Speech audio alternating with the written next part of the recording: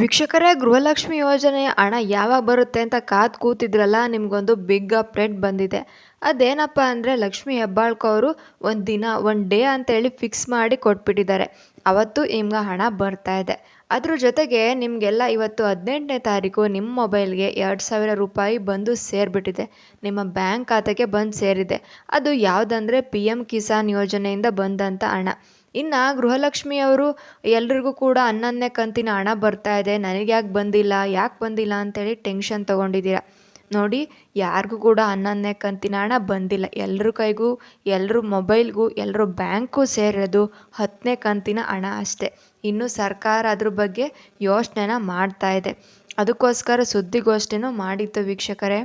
ಇಲ್ಲಿವರೆಗೂ ಕೂಡ ಎಲೆಕ್ಷನ್ ಇರೋದ್ರಿಂದ, ಎಲೆಕ್ಷನ್ ರಿಸಲ್ಟು ಆ ವರ್ಕು ಅನ್ನೋದ್ರಿಂದ ಅವರು ಈ ಕಡೆ ಲಕ್ಷ್ಮಿ ಹೆಬ್ಬಾಳ್ಕರ್ ಅವರು ಈ ಕಡೆ ಗಮನನ ಕೊಟ್ಟಿರಲಿಲ್ಲ. ಈ ಅಪ್ಡೇಟ್ ಬಗ್ಗೆ ಜನರಿಗೆ ತಿಳಿಸಿರಲಿಲ್ಲ ವೀಕ್ಷಕರೇ. ಆದರೆ ಇವಾಗ ಒಂದು ಸುದ್ದಿಗೋಷ್ಠಿನ ಮಾಡಿ, ಅಂದರೆ ಇದೇ ತಿಂಗಳು ಜೂನ್ ತಿಂಗಳ ಇದೇ ವಾರದಲ್ಲಿ ನಾವು ನಿಮಗೆ ಹಣನ ತಲುಪಿಸ್ತೀವಿ. ಹತ್ತತ್ರ 22ರೊಳಗೆ ಎಲ್ಲರ ಹೆಣ್ಮಕ್ಳ ಖಾತೆಗೆ ನಾವು ದುಡ್ಡನ್ನು ಹಾಕ್ತೀವಿ, 2,000ನ ಜಮಾ ಮಾಡ್ತೀವಿ ಅಂತೇಳಿ ತಿಳಿಸಿದ್ದಾರೆ. ನೀವು ಗಾಬರಿ ಆಗಿರ್ತೀರ, 11ನೇ ಕಂತಿನ ಹಣ ಅವ್ರಿಗೆ ಬಂದಿದೆ, ಇವ್ರಿಗೆ ಬಂದಿದೆ ಅಂತೇಳಿ. ಯಾರಿಗೂ ಕೂಡ ಬಂದಿಲ್ಲ. ಇದೆಲ್ಲ ಸುಳ್ಳು ಸುದ್ದಿ. ಇನ್ನೂ ಕೂಡ ಅದ್ರ ಬಗ್ಗೆ ಅವರಿನ್ನೂ ಅಪ್ಡೇಟ್ ಆಗ್ತಾ ಇದ್ದಾರೆ. ಅದ್ರ ಬಗ್ಗೆ ಇನ್ನೂ ಕೂಡ ಫೈಲೆಲ್ಲ ವೆರಿಫಿಕೇಷನ್ ಮಾಡ್ತಾ ಇದ್ದಾರೆ. ಹಾಗೆಲ್ಲ ಸುಮ್ಮನೆ ಯಾರಿಗೂ ಕೂಡ ಸರ್ಕಾರದಿಂದ ವೆರಿಫಿಕೇಷನ್ ಆಗಬೇಕು ಅಂದರೆ ಅದೊಂದು ದೊಡ್ಡ ಪ್ರೊಸೀಜರ್ ಆಗಿರುತ್ತೆ.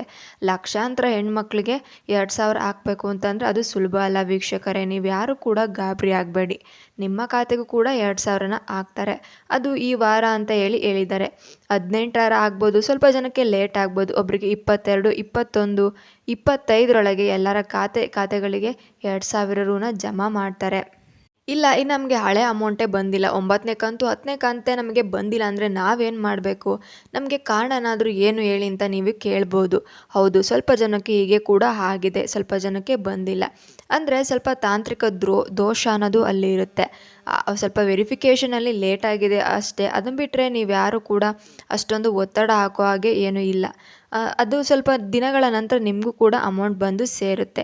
ಅದು ನೀವು ಗಾಬರಿ ಪಡೋ ಹಾಗಿಲ್ಲ. ನಿಮ್ಮ ಎಲ್ಲ ಬ್ಯಾಂಕ್ ಖಾತೆಗಳನ್ನೂ ಕೂಡ ನೀವು ಚೆಕ್ ಮಾಡಿಸ್ಬೇಕಾಗುತ್ತೆ.